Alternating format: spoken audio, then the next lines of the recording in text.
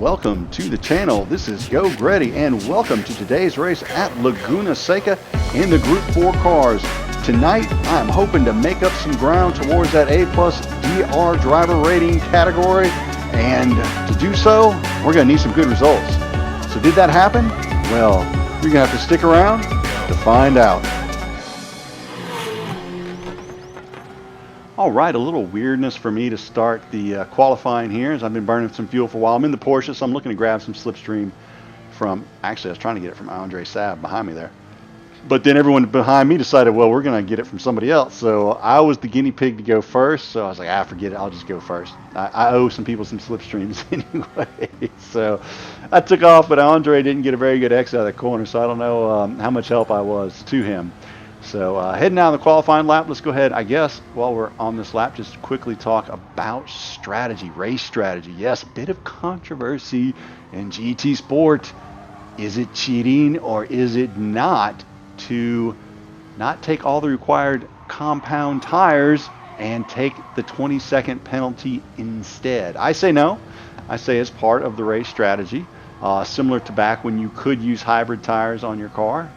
If you were allowed to use hybrid tires on a car, and say it was required to do racing hards, racing mediums, and you had a Lexus or a Mustang or Aston, something like that, with the rear tires or the front tires get blown off, or the rear tires get blown off, whatever it was, you could switch the tires around, medium front, hard in rear, or hard in rear, mediums in front. Or did I just say that? I think I did. Anyway, but you're just using what the game allows you to have. So what I do every practice race is I like to time the pit stop, find out how long the pit stop is. So here, taking on a pit stop and fuel could cost you as much as 25 seconds, or be as low as, say, just a little bit of dab of fuel, maybe a little under 20 seconds. So when you start to do the math on this, you go, wait a minute, it's actually more beneficial to not take the tires. So that adds into the race strategy. Some people weren't happy about it, and well, it's just a difference in opinion at this point. So we crossed the line here with a 1:27.667, pretty decent time considering the weird start, and it puts me in P3 to start the race. So hey, maybe we'll get those results we need. A podium would be nice. All right, thank you, operator lady. You know what that denotes. It is the start of the race. Let's quickly go over the grid. In first place, in pole position, we have a Subaru WRX. That's right, IE 503 at the 127.07. Then Mertel, followed by yours truly, Geauxgreddy, the 127.667. Then HGR Chidat in the NSX, and then Vanity in the Mercedes, followed by GR Boxer in the Porsche, another Porsche with TPRP Alley GP, and then Binary Theory in 8th. In 9th, Shell Shock 105. In 10th, Black Storm 90. In 11th, an NSX with I Want to BS Pruitt. In 12th, Finalized, also in a Mercedes. And then we got a Magan in 13th with Ida Delicious. Then in Chio in 14th. In 15th, Zorro. And in 16th, Bleak Paint. And the Ferrari, that's right. In 17th, Sakura SZN. Then Andre Sav in 18th. In 19th, Slayer GT. So that is the top 19. We did not get 20, as maybe someone dropped out of the lobby, or I don't know. Just saw Geauxgreddy was in there and were too intimidated, and they had to get out of the race. Yeah, right. All right, so I am in P3 to start the action. I am behind Mertel. He is in the Mitsubishi, and I am hoping that these guys are on medium tires to start the race, as I am starting on softs. That's right, I'm going with the, some people don't like strategy of one stop on softs. I'm going to go softs for 7 or 8 laps. Stop, add tires and a little bit of fuel as I need it, and then just finish out the race on soft tires. Some people are going to go with a no stop on softs. I haven't heard of anyone doing it on mediums. And then some people are going to pit for all 3 tire types. Whether it is starting with the hards and going the mediums and then going the softs, or however they decide to do it, but that is a possibility. As I pass IE AEH 503 on the outside there, heading back, cutting across towards the inside, and I'm running up on IE 503. I call him IE because it's kind of that Cajun way of people that always go IE like that. So it just, when I see that, that's what I think when I see it. But those are, I believe, his initials, AEH. So Behind the Subaru there, got a little bump from behind earlier from Mertel, but you know, that happens. No big deal. I am trying to determine what tires AEH is on, trying to figure out how to get by him as we head back towards the, going through the penultimate corner here, heading towards the final corner. He jumps off the track. So he started on hards, and then you look at the tire that he's on as he goes in the pit, it says soft. So I was highly confused by that. I was like, why would you go off on lap 1 on soft tires? Just didn't make much sense. Unless he was trying like 1 lap on the soft, 1 lap on the hard, the rest on mediums. Not really sure. But anyway, so that's what he did. So I jump out here in front. I'm leading the race. I'm in position 1 on lap 2. And really, honestly, didn't have to do much to get here. So I got Mertel behind me, and it felt like he was either running a medium tire when I first passed him, or he was saving his tires and fuel. Not sure which at this point in the race, but I'm hoping him and the folks behind me get in a big old battle and it slows them down. Unfortunately, that does not happen, and he ends up hanging about a second or so behind me for quite a few laps. So you don't want to just watch me sitting here turning laps at Laguna Seca. I mean, I know it's very exciting to watch me go round and round circles, but we're going to fast forward a little bit. So let's do that. So here we are on lap 7 now, heading uphill towards the world famous corkscrew, and braking here just before that 3-board, getting down on the inside there, and then shooting it down. There's a little skinny tree I kind of aim for as I'm coming over the crest of the hill. Trying to hold it tight. I really missed my apex there by about a quarter of a mile, so I was way off of it. Didn't carry much speed through here. So going one more lap, going for that 8th lap before I pit, I decide right here, I'm like, well, I've got 1.2 seconds on Mertel. I'm going to try and get that above 1.5, hopefully break the slipstream before I go in the pits. My fear was I would go in the pits, he would come in behind me, we'd come out, he'd still have my slipstream, probably have better fuel consumption because he's been sitting behind me in my slipstream the whole time. And I am saving a little bit of fuel here. I'm short shifting, trying to shift about the 3/4 mark, but I'm not trying to overdo it. You know, maybe what I probably should have done was just push just for 1 lap, just really pushed, got out of the slipstream, and then started fuel saving. But hindsight is, as they say, 20/20. So I did not do that, and so Mertel stayed there in that 1.8-ish, 1.1 range. He even got as close as like 3/10 at one point. He was really fast going down through the corkscrew, so he was catching me there pretty often.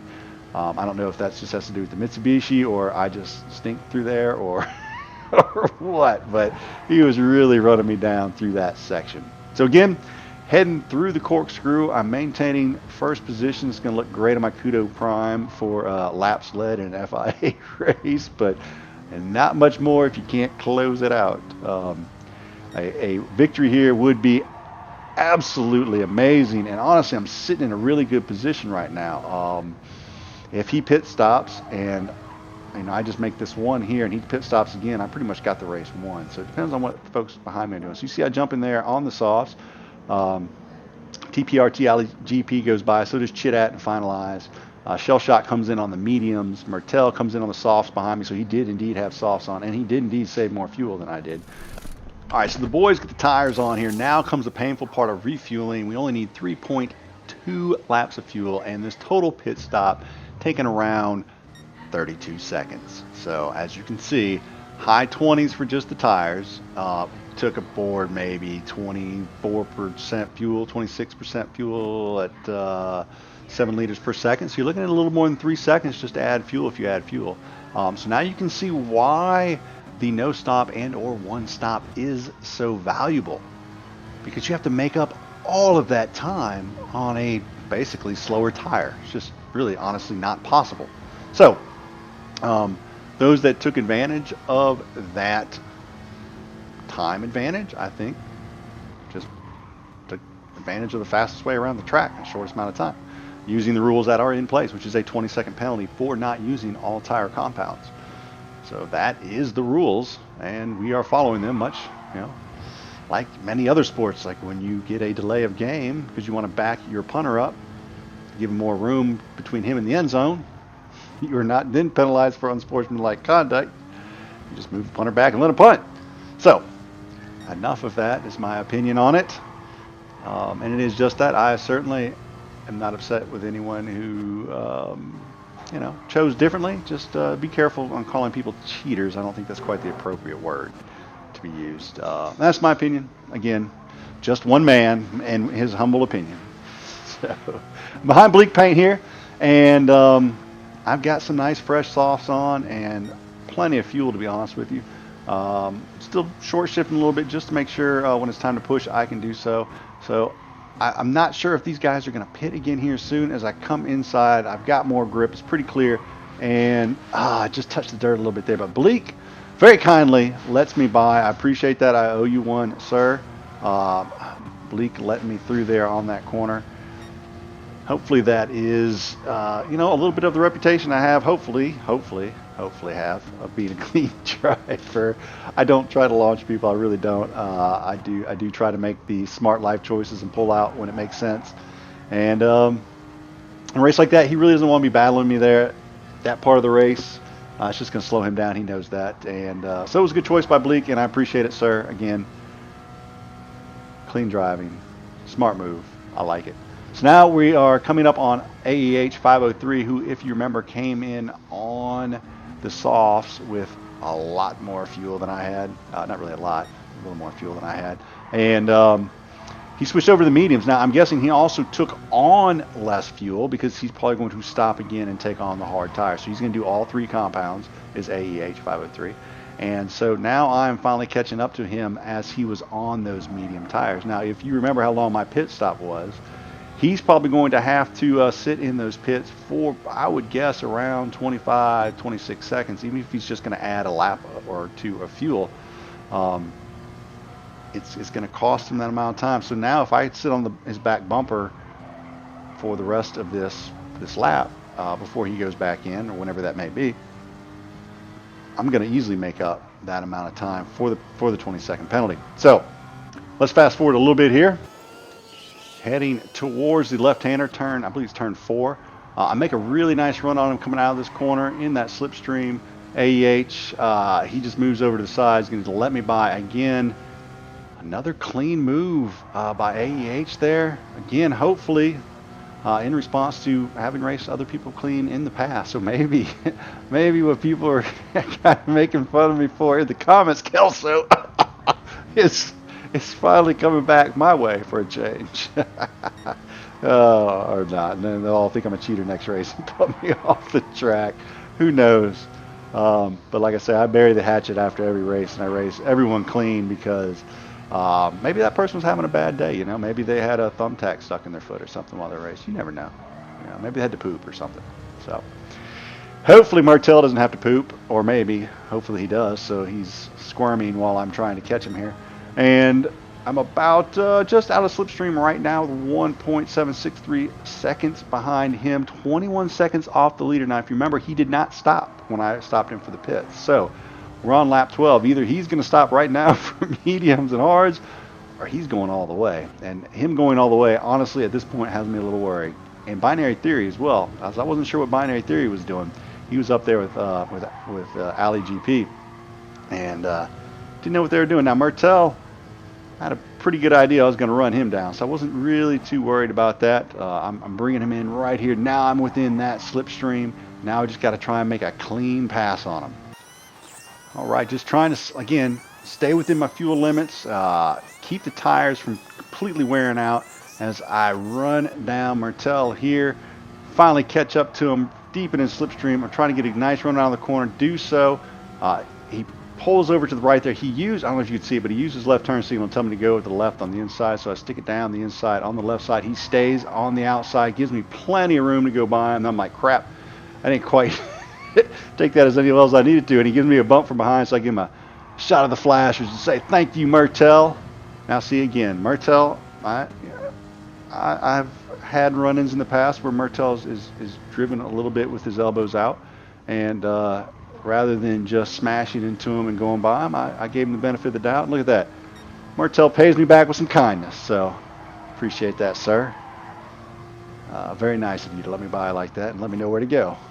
And then give me the bump draft afterwards. So all appreciated. Heading into lap 14, Martel goes into the pits. Yes, he was on those medium tires with 2% fuel left. So he's now going to have to add fuel and those hard tires. Let's see where he finishes the race, just to show you what the difference of this pit loss makes. And honestly, either PD was trying to throw these different options out there, or they completely forgot how long the pit loss was here at Laguna Seca, because they could have adjusted it appropriately if they really wanted everybody to run on the all three compound tires.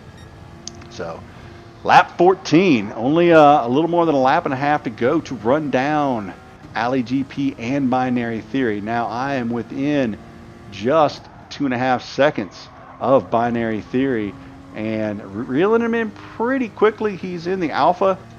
The Alpha is very good on tires, not the greatest on fuel, but with having run with Turpy around in practice laps, I know that if you shift it at that halfway point, you can make the fuel last. So trying to wring it out a little bit further here and just basically reel Binary Theory in as quickly as I can.